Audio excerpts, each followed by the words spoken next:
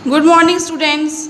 आ जाइए बुक के page number 85 में एक्सरसाइज 5.1 में question number 1, which of the following statements are true and which are false, give reasons for your answers.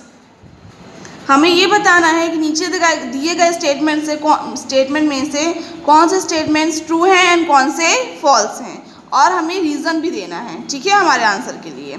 ठीक, तो पहले हम देख लेते हैं कौन से ट्रू एंड फॉल्स, उसके बाद उसका रीज़न मैं आपको बताऊंगी, ठीक है। फर्स्ट नंबर देखिए, only one line can pass through a single point. सिर्फ एक लाइन पास हो सकती है एक सिंगल पॉइंट से, ये फॉल्स है, ऐसा नहीं होता है, ठीक है। तो ये फॉल्स होगा क्योंकि एक सिंगल पॉइंट से खूब सारे infinite number of lines pass हो सकती हैं, तो ये फॉल्स है। Second, there are an infinite number of lines which pass through two distinct points.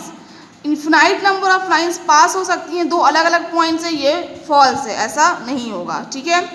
Third, a terminated line can be produced indefinitely on both the sides। एक terminated line means line segment दोनों direction में indefinitely produce हो सकता है, ये true होगा, ये आपका पोस्टुलेट ट्रू है, ठीक है। Fourth number, if two circles are equal then their radii are equal, ये भी ट्रू है, ठीक है। Next, fifth number, if A B equal to P Q equal to X Y then A B equal to X Y, ये भी true है। अगर A B P Q के इक्वल है, पी क्यू एक्स वाई के equal है, तो ये दोनों एक दूसरे के इक्वल होंगे, ये बिल्कुल ट्रू है, ठीक है। चलिए इनके अब रीजंस देखते हैं, क्या रीजंस होंगे, ठीक है। फर्स्ट नंबर क्या था आपका, फॉल्स है। ये फॉल्स क्यों है, क्योंकि सिंगल पॉइंट से सिर्फ एक लाइन नहीं पास हो सकती है, उसमें से infinite number of lines pass हो सकती है, ठीक है। तो हम लिखेंगे बिकॉज, ये फॉल्स है because infinite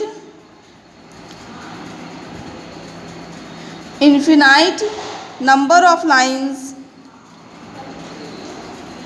infinite number of lines can pass through a single point।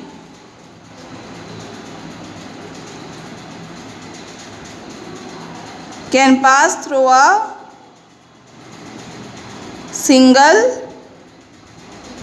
point means infinite number of lines जो होती हैं वो पास हो infinite number of lines pass हो सकती हैं एक सिंगल पॉइंट से, तो ये स्टेटमेंट फर्स्ट वाला इसलिए फॉल्स था। नेक्स्ट देखिए, सेकंड नंबर था, सेकंड भी फॉल्स था कि दो अलग अलग पॉइंट से बहुत सारी लाइन पास हो सकती है, ये फॉल्स है। ये मैंने आपको प्रीवियस क्लास में बताया था कि फॉल्स क्यों होगा, एक पॉइंट पी लिया था एक क्यू लिया था, उन दोनों में सिर्फ एक ही लाइन थी जो उन दोनों में से पास हो रही थी, इन्फिनाइट नंबर ऑफ लाइन्स नहीं थी, ठीक है। तो ये कॉन्ट्राडिक्ट कर रहा है एग्जाम 5.1 को, इसलिए ये फॉल्स है, ये उसका उल्टा है मतलब, ठीक है। ये फॉल्स होगा, क्यों फॉल्स होगा, बिकॉज दिस कॉन्ट्राडिक्ट्स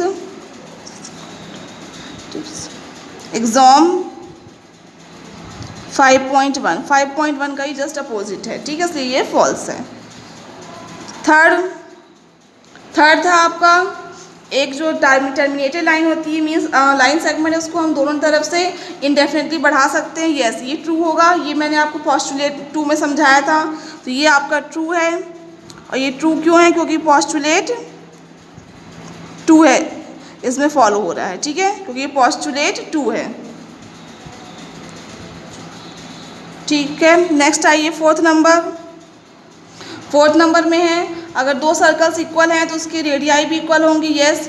दो सर्कल अगर इक्वल है तो उनकी रेडियस भी इक्वल होगी, क्यों इक्वल होगी, जब आप सुपर इम्पोज करेंगे दोनों को, ठीक है, वन सर्कल को दूसरे के ऊपर, तो वो दोनों एक दूसरे से क्या करेंगे, कोइंसाइड करेंगे, तो ठीक है, तो उनके सेंटर्स जो होंगे वो भी कोइंसाइड करेंगे और उनकी रेडियाई भी कोइंसाइड करेंगे, इसका मतलब दोनों क्या है, एक दूसरे के इक्वल हैं, ठीक है। तो इसको फोर्थ नंबर भी हम लिखेंगे ट्रू, और रीज़न लिखेंगे, if you super impose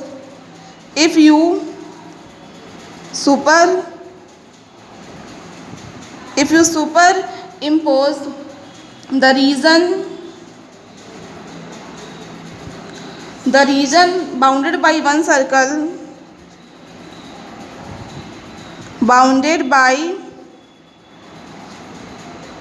one bounded by one circle on the other, then they coincide. Then they coincide. So their centers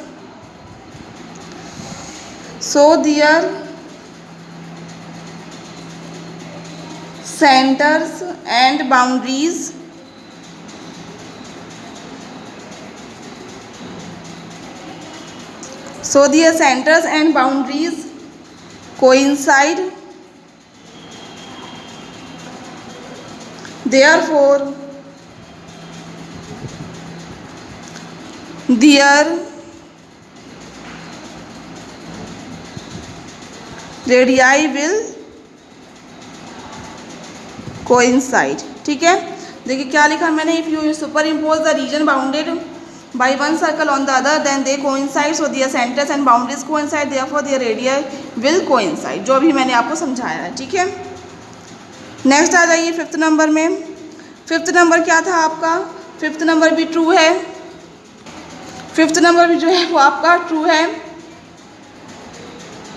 ठीक है, क्योंकि जो ये ट्रू क्यों है, क्योंकि जो फर्स्ट एग्जाम था यूक्लिड का वो इसमें मेंशन किया गया है. ठीक है, उसमें उसका कॉन्सेप्ट इसमें यूज़ किया गया है. True because the first exam of Euclid का ये फर्स्ट एग्जाम है. ठीक है, नेक्स्ट आइए क्वेश्चन नंबर 2 में. देखिए क्वेश्चन नंबर 2 में डिफिनीशंस लिखनी है, देख समझ लीजिए एक बार. Give a definition for each of the following terms. Are there other terms that need to be defined first? What are they and how might you define them? नीचे जो टर्म्स लिखेंगे डिफिनीशन लिखनी है, उसके अलावा भी अगर कोई टर्म्स है जिसकी आपको डिफिनीशन मतलब लिखनी है तो बताइए वो कौन से टर्म्स हैं और उनको डिफाइन करिए. ठीक, तो आपकी जो टर्म्स लिखे हैं इनकी डिफिनीशन आपको लिखनी है. ये इसके नोट्स आपके पास पहले ही जा चुके थे, तो उनसे देखकर इसके आप नोट्स लिख सकते हैं. ठीक है, नेक्स्ट आएंगे क्वेश्चन नंबर 3 में. क्वेश्चन नंबर 3 आपके लिए होमवर्क रहेगा. ये इसलिए होमवर्क है क्योंकि मैंने आपको पोस्टुलेट एग्जाम सब समझाया है, उसी के ऊपर बेस्ड ये क्वेश्चन है. सिर्फ उसको आपको पढ़ के तो उसका रीज़न देना है. तो क्वेश्चन नंबर 3 आपके लिए होमवर्क है. नेक्स्ट अब हम आते हैं क्वेश्चन नंबर 4 में. Question number 4, if a point C lies between 2 points A and B such that AC equal to BC, then prove that AC is equal to half of AB. Explain by drawing the figure. अगर एक point C जो है वो 2 points A and B के बीच में आ रहा है, ठीक, सच इस तरह से आ रहा है कि AC किसके इक्वल है, BC के, तो हमें प्रूफ करना है कि AC किसके इक्वल होगा, हाफ ऑफ AB के. और एक्सप्लेन करना है इसे हमें ड्राइंग करके, फिगर मतलब फिगर को ड्रॉ करके इसे एक्सप्लेन भी करना है. चलिए देखते हैं इस क्वेश्चन को हम कैसे करेंगे. ठीक है, आ जाइए क्वेश्चन नंबर 4 में. देखिए ये एक लाइन है, देखिए ये एक पॉइंट है A, ये एक पॉइंट है B. ये सेंटर में हमने एक पॉइंट ले लिया C इन दोनों के बीच में और इसे ज्वाइन कर दिया है. ठीक है, तो अब देखिए, अब ध्यान से देखेंगे, ये टोटल AB है. ठीक, तो AB का जस्ट हाफ ऑफ AB मतलब AC जो है AB का जस्ट आधा है. आपको देखने में पता चल रहा होगा फिगर में AB है, AB का जस्ट हाफ होगा जो होगा वो AC के इक्वल है. ये फिगर से आपको देखने में पता चल रहा है. अब इसको हम मैथमेटिकली प्रूव करते हैं. देखिए AC इक्वल टू BC आपका गिवन है क्वेश्चन में. ठीक है, फिर दोनों साइड हम AC प्लस करेंगे.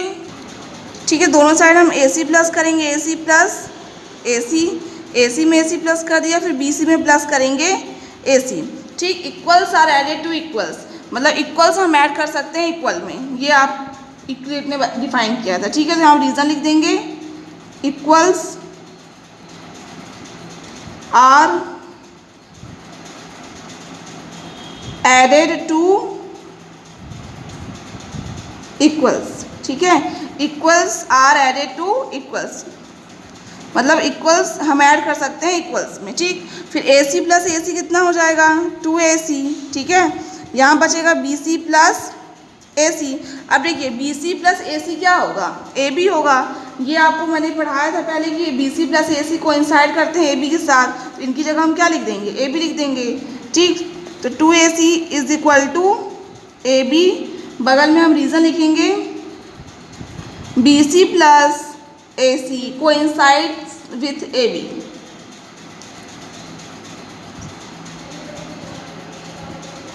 Coincides with A B. ठीक, तो 2AC equal to A B आ गया। ठीक है, तो 2 यहाँ इंटू में इधर लेके जाएंगे तो डिवाइड में हो जाएगा, मीन्स 1/2 इंटू ए बी, मतलब 1/2 ए बी। ठीक है, तो AC इक्वल टू आ गया हाफ ऑफ ए बी, और यही आपको शो करना था, यही प्रूफ करना था। ठीक है, समझ में आया आपको। AC equal to B C है, ये गिवन है। दोनों साइड हमने AC ऐड किया क्योंकि इक्वल्स हम ऐड कर सकते हैं। इक्वल्स में AC प्लस AC 2AC आ गया, BC प्लस AC की जगह हम ए बी लिख देंगे क्योंकि ये coincide, BC plus AC coincide होता है विथ ए बी के साथ। फिर यहाँ इंटू में 2 था, इधर आएगा डिवाइड में, तो 1/2 इंटू ए बी, तो AC equal to half of A B आपका प्रूफ हो गया है। ठीक है।